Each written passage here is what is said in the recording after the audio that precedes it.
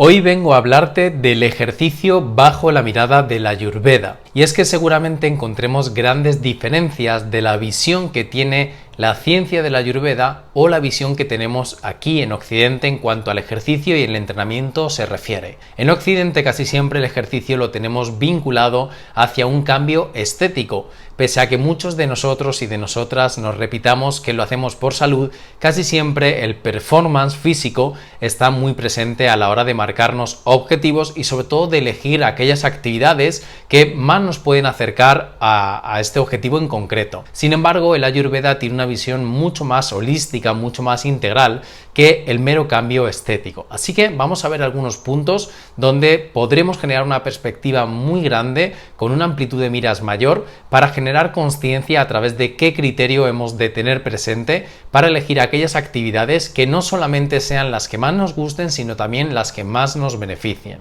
Empezaremos hablando de los horarios del día donde realmente nuestro organismo está un poquito más preparado para la práctica del ejercicio. Quizás haya estudios incluso que digan que el entrenamiento para un mayor rendimiento ha de hacerse en la tarde, entre las 6 y las 8 de la noche, pero una vez más, quizás estos estudios se apunten hacia el rendimiento físico o el performance corporal, es decir, hacia una mayor masa muscular o un menor porcentaje de grasa. Sin embargo, si hablamos de nuestra fisiología, de los ciclos circadianos y de cómo funciona el organismo en los horarios del día, esto va a ser muy distinto. El mejor horario para practicar ejercicio y hacer nuestra rutina, bien sea de movilidad, de entrenamiento, de estiramientos o cualquier otra actividad que implique movimiento en sí, va a ser entre las 6 de la mañana y las 10 de la mañana. ¿Y por qué dentro de este horario? Bueno, dentro de este horario, uno de los doyas que predomina en nosotros es el doya Kapha. He de recordar que todos tenemos los tres doyas, Vata, Pitta y Kapha, pero en las diferentes horas del día,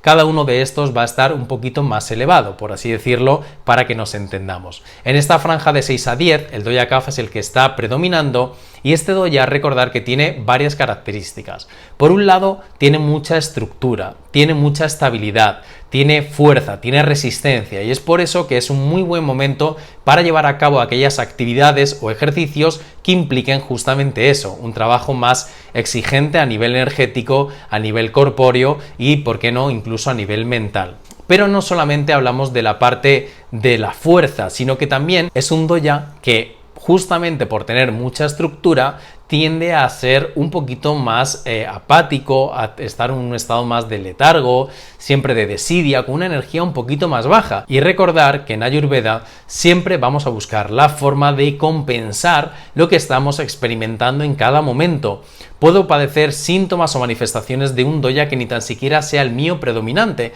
y es por eso que tengo que observarlo. Así que si en este horario de por sí ya voy a estar en un estado un poquito más de letargo o de una energía más baja, tengo que hacer algo que compense y que la eleve, y por eso es un muy buen momento para llevar a cabo la práctica del ejercicio y del entrenamiento. ¿Qué ocurre si llevamos esta práctica a última hora de la tarde, donde también sería un horario de Kapha? Porque recuerda que el horario de Kapha va de 6 a 10 de la mañana y de 6 a 10 de la tarde, pero este horario último del día ya tenemos que irlo utilizando para generar un pequeño ritual del sueño. Nos vamos preparando para el descanso y, por tanto, realizar actividades que eleven nuestra energía demasiado puede perjudicar nuestro descanso, puede perjudicar la segregación o secreción de ciertos neurotransmisores o de algunas hormonas como la dopamina que nos van a ayudar a descansar mejor. Así que descartar este horario siempre que se pueda. Recuerda que no buscamos la excelencia y que habrá en ocasiones que no se pueda evitar y que sea el único hueco del día para entrenar. No te preocupes, no te agobies,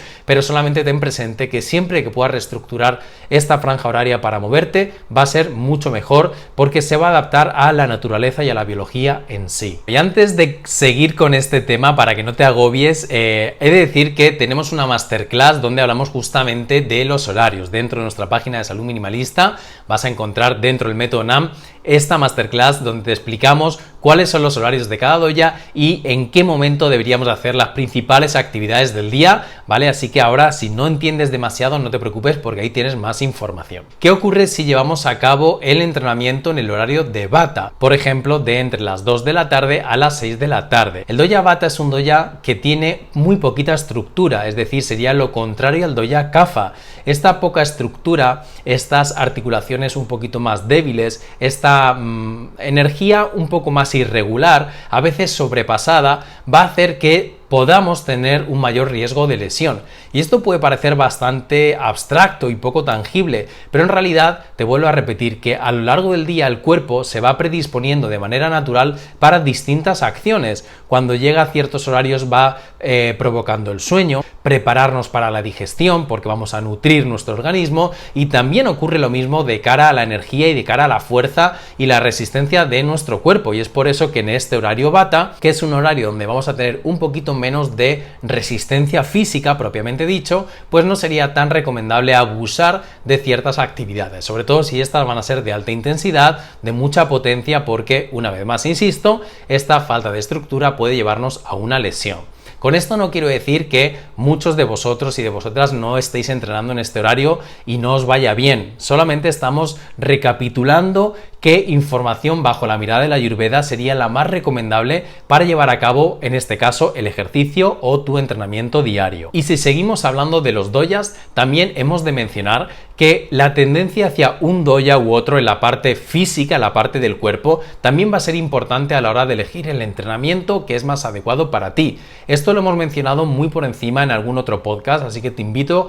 a que les des una vuelta donde hablamos del doya Vata, del doya Pitta, del doya Kapha y cuáles son las características de cada uno. Pero, centrándonos en la parte del entrenamiento, hemos de decir que si nuestra constitución es más delgadita, donde nuestros huesos son más finos, más longilíneos, donde tenemos menos masa muscular y tendemos a mantener un pesito más bajo, es importante que las actividades que elijamos nos den estabilidad, que es aquello que no tenemos, nos den estructura. Por tanto, algunos ejemplos de ellos sería practicar entrenamiento de pesas, entrenamiento de calistenia, donde con nuestro propio peso corporal o incluso introduciendo alguna intensidad externa o una carga externa como una goma, una mancuerna, un kettlebell, nos va a ayudar a generar esa estructura, esa masa muscular hacia la que no solemos tender por naturaleza, y esto va a hacer que mantengamos un peso estable o incluso que podamos elevarlo un poquito si es que es de nuestra necesidad. Si nos vamos al extremo contrario, vamos a buscar aquellas actividades para Kapha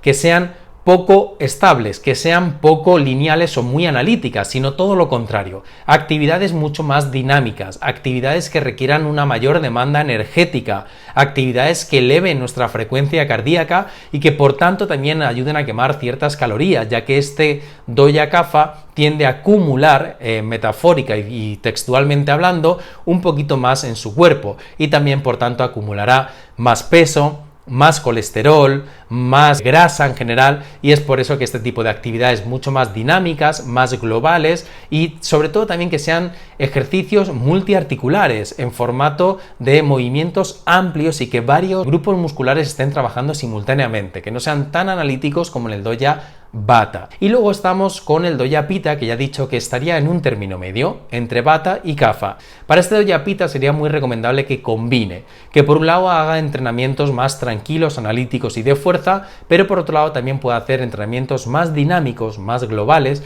y más energéticos. Además, puede incluir entrenamiento en circuito, entrenamiento de alta intensidad, pero siempre teniendo muy presente que no ha de sobrepasarse, porque ya he dicho que pierde el norte y automáticamente se puede volver contraproducente, generando una lesión por una obsesión de ese afán competitivo que por naturaleza tiene este doya. Y por último, podríamos hablar de cómo el Ayurveda entiende el ejercicio a través de la energía física, pero también de la energía mental. Es decir, cómo nos encontramos en cada momento y cada día de la semana, porque esto también es algo muy importante que nunca consideramos aquí en Occidente a la hora de elegir qué actividades o qué ejercicio o qué deporte vamos a desarrollar. Recordar que cuando abusamos de aquello que no nos beneficia, Esto nos va a perjudicar y por ende va a hacer que nos podamos lesionar o que aparezcan desequilibrios a veces irreversibles si no se controlan a lo largo del tiempo. Por tanto, observar cómo está nuestra energía en cada momento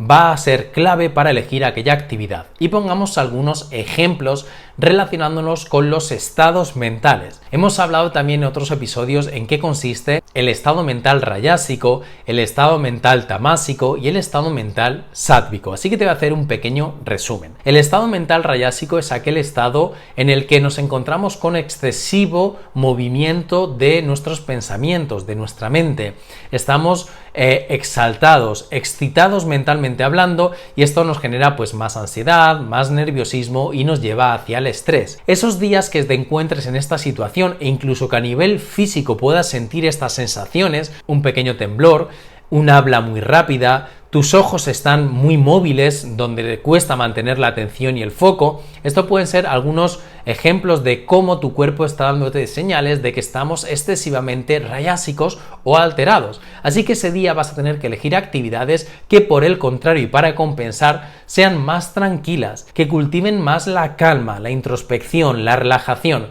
Y no importa si te cuesta mantener la concentración en el movimiento que estés haciendo en cada momento o en el ejercicio, fruto de esa mente rumiante y de esa mente exaltada. El mero hecho de llevarlo a cabo ya te está aportando beneficios, así que buscar actividades que calmen tu sistema nervioso y que aplaquen tus pensamientos te va a ser de gran ayuda. Además, recuerda que cuando estamos en ese estado mental, esto se refleja en nuestro organismo y en nuestro cuerpo. Los músculos se tensan, sentimos mayores contracturas, tics nerviosos, acortamiento muscular y falta de movilidad en general. Así que un ejemplo de actividades que van a ser muy recomendables para este momento serán, por ejemplo, el yoga, el pilates, los estiramientos, la meditación o cualquier otra actividad introspectiva más tranquila, como pueda ser incluso el tai chi, en donde tenemos que mantener una consonancia con nuestra respiración, con nuestros movimientos lentos, controlados, analíticos, y en donde disfrutemos de un espacio de esparcimiento y de drenaje de todo este estrés y de nuestra tensión. Si por el contrario nos encontramos en un estado mental más tamásico,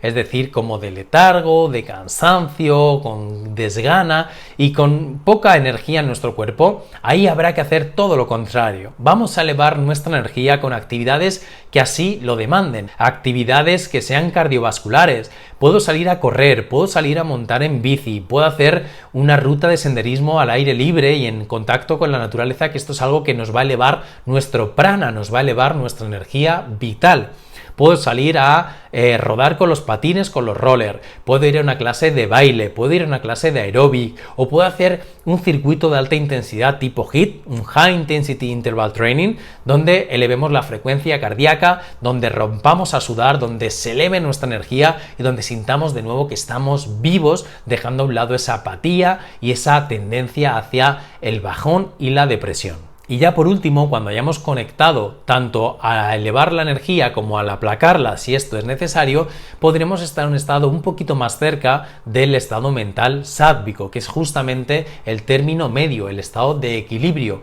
donde nos encontramos en dicha, en armonía, en abundancia y con una sensación de paz interior increíble. Pero va a ser muy difícil intentar conectar con este estado si mi energía está sobrepasada, tanto física como mentalmente, o por el contrario está demasiado baja. Así que ya te da algunos ejemplos de actividades y de entrenamientos y ejercicio que puedes llevar a cabo para equilibrar ese estado energético tanto en tu cuerpo como en tu mente. Y un último punto que podemos hablar de cómo la Ayurveda interpreta el ejercicio en nuestro día a día para la salud va a diferir mucho de lo que estamos acostumbrados a escuchar, a leer o que hayamos incluso estudiado. Normalmente muchos de los entrenamientos nos llevan a trabajar al fallo, es decir, hasta que ya no puedas hacer una repetición más. Otros entrenamientos trabajan con cargas máximas, otros por el contrario estamos hablando de que aumentan mucho la frecuencia o el volumen del mismo haciendo largos entrenamientos o un trabajo de carrera extensiva, por ejemplo, como pueda ser los que se preparan para una maratón, para un triatlón o cualquier otra disciplina donde la resistencia está muy presente. Cualquiera de estos fenómenos no va a ser lo más recomendable a nivel salud, y es por eso que deportistas de élites se ven bastante perjudicados en cuanto a su salud se refiere por llevar el cuerpo a un extremo, a un límite, y sobre todo que van a sufrir un desgaste prematuro por sobreuso. En Ayurveda tenemos un parámetro muy referencial y bastante subjetivo, que es practicar ejercicio hasta que rompamos a sudar. Esto va a generar bastante controversia a todos los que estéis escuchando, pero en definitiva esta es la mirada de la Ayurveda, porque entiende que en el momento en el que empezamos a sudar de manera intensa es cuando el organismo empieza a desgastarse. Y es que el cuerpo, según el Ayurveda, es anabólicamente catabólico. ¿Y qué quiere decir esto? Cada día ese anabolismo, esa construcción de los tejidos y reparación de los mismos se realiza con el descanso. Sin embargo, a lo largo de los años nos vamos catabolizando, es decir, nuestro organismo va mermando, así como lo hace nuestra energía, hasta que llegamos al punto de dejar este mundo terrenal con la muerte. Es por eso que pese a que cada día hay un anabolismo de las células, de los tejidos, del músculo, también se produce un catabolismo, una degeneración o una degradación de ciertos tejidos. Por ejemplo, nuestros huesos, nuestros músculos, nuestros tendones se van desgastando y van disminuyendo a lo largo de los años, de ahí que cuando somos más mayores pues tenemos menos fuerza, menos capacidades físicas, porque ha habido este catabolismo progresivo a lo largo del tiempo. Entonces, para evitar ese desgaste prematuro, ese catabolismo, es importante no excedernos en cuanto a la intensidad, la carga, el volumen, la frecuencia y otros factores del entrenamiento se refiere, porque de lo contrario van a aparecer algunos achaques muy tangibles, como puede ser una artrosis prematuras en las rodillas, por ejemplo los corredores, el famoso codo de tenista por sobreuso, por inflamación, por desgaste, y así con cada una de las disciplinas deportivas. Por tanto, si lo que queremos es llegar a más años pero con mayor calidad de vida, no hemos de sobrepasar los límites, y solamente como referencia podemos llevar a cabo el entrenamiento y el ejercicio hasta que rompamos fuertemente a sudar. Dependiendo de tu condición física, habrá personas que suden más, otras que lleguen a los 15 minutos, otras que sin embargo necesiten una hora, pero recuerda que todo es orientativo. Esto nos va a dar una información genérica que, insisto, debemos de tomarla con pinzas, pero que nos puede sacar muchas veces de la duda de hasta cuándo debo entrenar, hasta cuándo debo correr y cuántas repeticiones he de hacer en un movimiento en concreto. Esto no va de contar las repeticiones, de medir los tiempos de descanso, porque eso únicamente nos va a servir para un performance muscular o para mejorar nuestro rendimiento físico o deportivo. Si este es tu caso, está perfecto, y por eso que la ciencia nos da toda esta información. Pero si lo que queremos es cultivar un estado de salud, recuerda que este parámetro te va a dar una información muy útil y te va a hacer que conectes con tu intuición. ¿Para qué? Para saber cómo ha de ser tu entrenamiento diario y que puedas hacerlo sin necesidad de tener una semana de recuperación por haberte excedido o por haberte sobreentrenado. Y ahora sí llegamos al final de este vídeo. Vamos a hacer un pequeño repaso de qué 4 puntos bajo la mirada de la Ayurveda debiéramos de tener en cuenta a la hora de practicar ejercicio. El primero de todos va a ser que nuestro horario de entrenamiento vaya entre las 6 y las 10, que es cuando nuestro cuerpo está con una mayor predisposición al ejercicio. Y hablo de 6 a 10 de la mañana porque ya he dicho que de 6 a 10 de la noche hemos de ir cultivando este ritual de inducción al sueño. El segundo punto es tener una mirada holística, en donde no solamente practiquemos ejercicio o elijamos actividades según el objetivo físico que queramos lograr, sino también las necesidades en función de nuestra constitución física. Si somos personas con una gran estructura que tiende a subir de peso, nos vendrán mejor actividades más dinámicas, activas y que conecten con la energía que solemos tener un poquito más mermada. Si por el contrario somos personas más delgaditas, con poca estructura y a las que nos cuesta mucho mantener la presencia, vamos a hacer actividades que den estabilidad, que den estructura, que nos hagan subir de peso y que sobre todo nos mantengan un estado más tranquilo a nivel mental y energético. Y por último, si somos personas intermedias, como en el caso de Pita, podremos ir combinando pero sin sobreexcedernos para que no lleguemos a un estado de lesión o de dolor. El tercer punto es tener en cuenta cómo está nuestro nivel de energía, tanto físico como mental. Si me encuentro en un estado rayásico a nivel mental y corpóreo, he de hacer actividades más tranquilas, pausadas e introspectivas. Si por el contrario me encuentro en un estado tamásico, de cansancio, desidia y apatía, haré actividades, como dije antes, que me induzcan a conectar con la alegría, el movimiento y, si puede ser, al aire libre. Y si me encuentro ya en un estado más tranquilo, de equilibrio, de armonía y de paz interior, podré usar ambas dos tipos de actividades. Y por último, hemos dicho que qué tanta intensidad hemos de meterla en nuestros entrenamientos. Pues definitivamente, para salir de la zona de confort y para darle un estímulo distinto al cuerpo y que éste se pueda adaptar, la intensidad ha de ser un poquito elevada. Pero recuerda que no has de excederte, porque si no vas a incurrir en un desgaste prematuro o simplemente un catabolismo que va a acelerar el propio de la naturaleza que todos tenemos. Es por eso que a la larga tendrás y padecerás pues determinadas circunstancias, como pueda ser la osteoporosis, de un desgaste prematuro del hueso,